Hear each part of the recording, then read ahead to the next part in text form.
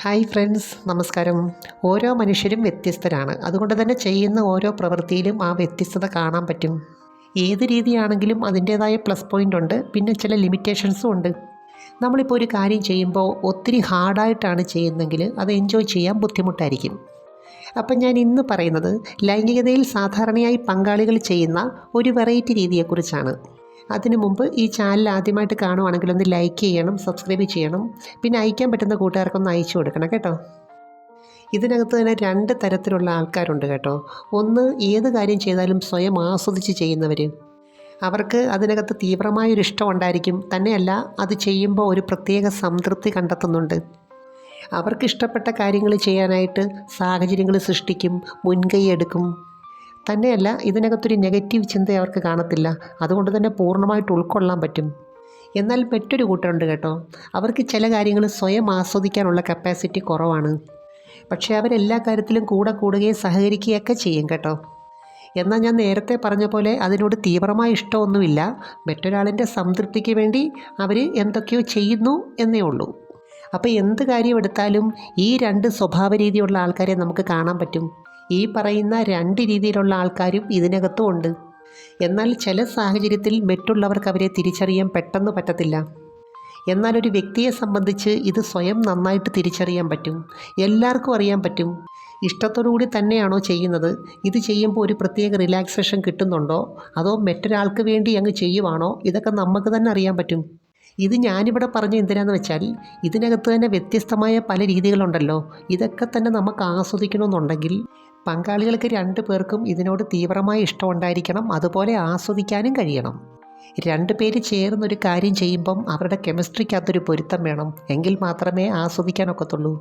അപ്പോൾ ഈ മുകളിൽ കയറി ചെയ്യുന്ന രീതി വരുമ്പോൾ കുറച്ച് കാര്യങ്ങൾ നമ്മൾ അറിഞ്ഞിരിക്കണം. എങ്കിൽ മാത്രമേ അത് പൂർണ്ണമായിട്ടും എൻജോയ് ചെയ്യാൻ പറ്റത്തുള്ളൂ. ഈ ഒരു മെത്തേഡ് ഏറ്റവും കൂടുതൽ ആസ്വദിക്കാൻ കഴിയുന്നത് സ്ത്രീകൾക്കാണ്. കാരണം കൺട്രോൾ അവരുടെ കയ്യിലാണ്. അതുപോലെ ശരീരത്തിൻ്റെ ഷേപ്പൊന്നും ഈ രീതിയെ ബാധിക്കുന്നില്ല. കുറച്ച് വണ്ണവും വയറും കൂടുതലുള്ളവർക്കാണെങ്കിലും ഈസിയായിട്ട് ചെയ്യാൻ പറ്റും. ഏറ്റവും പ്രധാനം, എവിടെയാണോ സ്ട്രോക്ക് കിട്ടേണ്ടത് അവിടെ തന്നെ കോൺസെൻട്രേറ്റ് ചെയ്ത് ചെയ്യാൻ പറ്റും. യഥാർത്ഥത്തിൽ ഈ സമയം പുരുഷൻ റെസ്റ്റിംഗ് പൊസിഷനിലാണെങ്കിലും മനസ്സിന് നല്ല കൺട്രോൾ വേണം. യഥാർത്ഥത്തിൽ ഈ സമയത്ത് കൂടുതൽ സ്ട്രെയിൻ വരാനുള്ള പോസിബിലിറ്റി പുരുഷനാണ്. അതുകൊണ്ട് തന്നെ സമയം കൂട്ടാനായിട്ട് ഇടയ്ക്കൊക്കെ മനസ്സിനെ മറ്റെവിടെങ്കിലും കോൺസെൻട്രേറ്റ് ചെയ്യണം. എന്നുവെച്ചാൽ ഇതുമായിട്ട് ബന്ധമില്ലാത്ത മറ്റെന്തെങ്കിലും കാര്യത്തെക്കുറിച്ച് ചിന്തിക്കണം. പുരുഷന്മാരെ സംബന്ധിച്ച് ഇത് ചെയ്യുന്നതിന് മുമ്പേ മറ്റേതെങ്കിലും രീതി കുറച്ച് സമയം ചെയ്യുന്നത് നല്ലതാണ്. ഉദാഹരണത്തിന്, നിന്നുകൊണ്ട് ചെയ്യുന്ന രീതി കുറച്ച് കൺട്രോൾ ചെയ്ത് ചെയ്യാൻ പറ്റും. ശരിക്കും പറഞ്ഞാൽ ഇത് നന്നായിട്ട് ചെയ്യുക എന്ന് പറഞ്ഞാൽ ഒരു ആർട്ട് വർക്കാണ്. കാരണം ചില സമയങ്ങളിൽ പ്രത്യേക സ്ഥലത്ത് സ്ട്രോക്ക് കൊടുക്കേണ്ടതായിട്ടുണ്ട്. അപ്പോൾ രണ്ടു പേർക്കും ഇതിനകത്ത് പൂർണ്ണമായിട്ടും തൃപ്തി വരണമെന്നുണ്ടെങ്കിൽ കുറച്ച് പ്രാക്ടീസിൻ്റെ ആവശ്യമുണ്ട്. ഒരു പക്ഷേ ചിലർക്ക് തോന്നാം, ഇത്ര ബുദ്ധിമുട്ടി എന്തിനാ പല മെത്തേഡുകൾ ചെയ്യുന്നത്, അല്ലെങ്കിൽ വെറൈറ്റി ചെയ്യുന്നത്, സാധാരണ രീതിയിൽ അങ്ങ് ചെയ്താൽ പോരെയെന്ന്. അതുകൊണ്ടാണ് ഞാൻ ആദ്യമേ പറഞ്ഞത്, ചിലർ ഇതിനകത്ത് കൂടുതൽ ഇഷ്ടപ്പെട്ട് ചെയ്യുന്നവരുണ്ട്, നല്ലൊരു റിലാക്സേഷൻ കണ്ടെത്തുന്നവരുണ്ട്. അവരെ സംബന്ധിച്ച് ഇതിനകത്ത് എന്തെങ്കിലും പുതുമ ആഗ്രഹിക്കും. അപ്പോൾ പങ്കാളികളെ സംബന്ധിച്ച് ഇടയ്ക്കൊക്കെ ചെയ്യുന്ന രീതിക്ക് മാറ്റം വരുത്തി ഒരു പുതുമയുണ്ടാക്കണം. അതുപോലെ ഈ ഒരു മെത്തേഡ് തുടങ്ങിക്കഴിഞ്ഞാൽ പിന്നെ ഇടയ്ക്ക് വെച്ച് നിർത്തരുത്. അതുകൊണ്ട് തന്നെ അതിൻ്റെ എൻഡ് വരെ ഒരേ രീതിയിൽ പോകേണ്ടതായിട്ടുണ്ട്. അതുപോലെ സ്ത്രീകളെ സംബന്ധിച്ച് ഈ ഒരു രീതിയിൽ അവർക്ക് പൂർണ്ണമായി സംതൃപ്തി കിട്ടുവാണെങ്കിൽ ആ പുരുഷനോട് അവർക്കൊരു പ്രത്യേക സ്നേഹവും കെയറിങ്ങും ഒക്കെ ഉണ്ടായിരിക്കും. അപ്പോൾ ഏത് രീതിയാണെങ്കിലും രണ്ടു പേരും അകന്നിരിക്കുമ്പം ഇടയ്ക്കൊക്കെ അതിനെക്കുറിച്ച് ഓർക്കുമല്ലോ. അങ്ങനെ ഓർക്കുന്ന സമയത്ത് അതൊരു രസമായിട്ട് തോന്നണം. ഇനിയും അങ്ങനൊന്ന് വേണമെന്ന് ആഗ്രഹിക്കണം. ഒരു സ്ത്രീയുടെയും പുരുഷൻ്റെയും ബന്ധത്തിൻ്റെ തീവ്രത കൂട്ടുന്ന ഏറ്റവും പ്രധാനപ്പെട്ട കാര്യം ഇത് തന്നെയാണ്. ശരിക്കും പറഞ്ഞാൽ ഇതിനകത്ത് ശരീരത്തിൻ്റെ ഒരു സംതൃപ്തി മാത്രമല്ല, മനസ്സിൻ്റെ ഉണ്ട്.